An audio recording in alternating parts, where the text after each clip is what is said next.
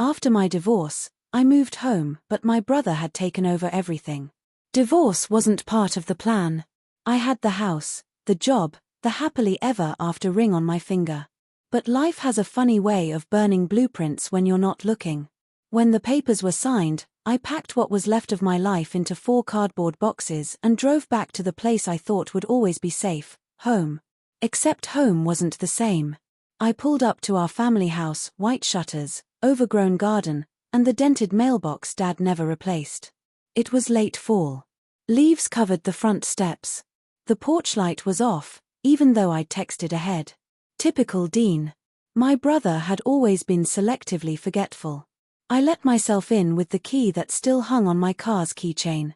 The air inside was warm but sterile, like someone had cleaned it for a showing, not for a sister coming home after her world imploded. Dean was in the kitchen, stirring something on the stove. He didn't look up when I wheeled in my suitcase. "Hey," I said, my voice small. "Hey. Dinner's almost ready," he replied, like I had just come back from a weekend trip, not a marriage. He finally turned. Still had that lopsided smile. Still wore flannel like it was a uniform. Still my brother. But something about his eyes was different. I told myself I was imagining it. We ate in silence. Chicken and rice. Dean had never cooked a day in his life until Mom died. Now he was Gordon Ramsay with a temper to match. After dinner, I asked about the room. "Your room's kinda full," he said. "Storage. Old tools. Some hunting stuff. You can take the guest room." I paused. "You put stuff in my room?" He shrugged. "You moved out 10 years ago, Em. I needed the space." I nodded, even though it stung. We used to joke that no matter what, our childhood rooms would always be ours. A dumb promise, but still a promise. The guest room smelled like dust and lemon cleaner. The bed was too firm. I didn't sleep. The next morning, I went into town, picked up a few groceries, and even stopped by the library. Familiar faces smiled sympathetically. Word spreads fast in small towns. Divorce is a scarlet letter here. When I got back, I noticed the mailbox had been replaced. Brand new. Straight post. Painted. With a plaque that read, **D Parker***. Not D and E Parker, like it used to be. Not even just Parker. Just him. I brushed it off. Petty. But something about it gnawed at me. Inside, I started cleaning up. I dusted the bookshelves, took the old couch cushions outside, and vacuumed the hall. That's when I saw it.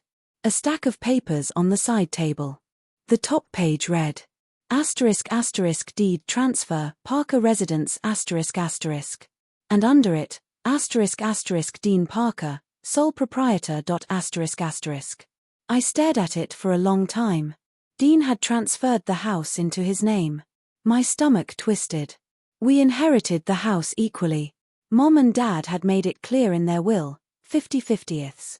Dean could live in it. Sure, he stayed when I moved to the city, but it was ours. Both of ours. I didn't say anything that night. I couldn't. I needed time. Instead, I started watching. Quietly. Carefully. Just like I did with my ex when things started going bad. Dean would get home late. Disappear into his room with envelopes and folders. He locked the office, even though it was just us. He started mentioning improvements, new gutters, fixing the fence, but never asked. Never consulted. And one night, I overheard him on the phone. "Yeah, once the refinance goes through, I'll have enough for the down payment. No, she's just staying for a bit. Doesn't own any of it." My blood ran cold. He was using the house. Our house. As collateral. Without me. Without even asking. The next day, I confronted him. "You transferred the deed." He blinked. "What?" I saw the paperwork. "You made yourself sole owner." Dean leaned back in his chair, arms crossed.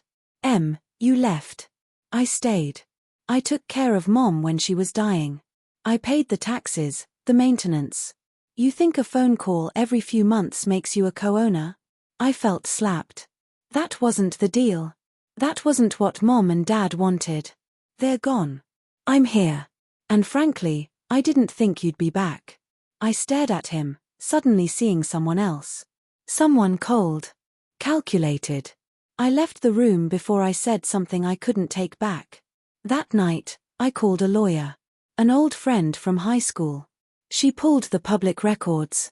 Dean had filed for quiet title. Months ago. He hadn't just signed the deed over.